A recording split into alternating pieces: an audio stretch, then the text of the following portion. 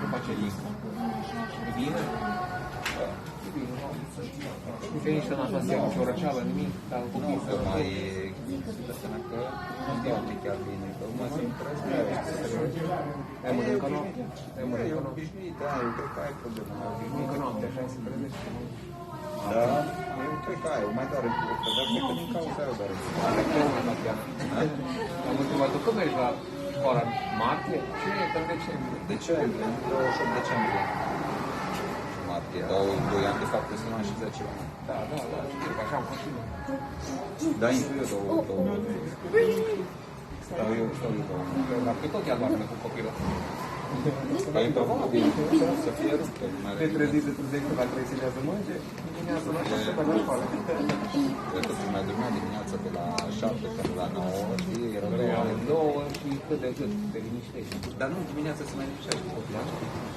De la 6 la 9. Să meargă, te trezești noaptea și după aia merg la servici.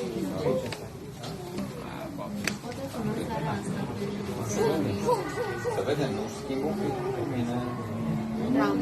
Dar de ce stai să iau? La fel. Lasă 3 ore?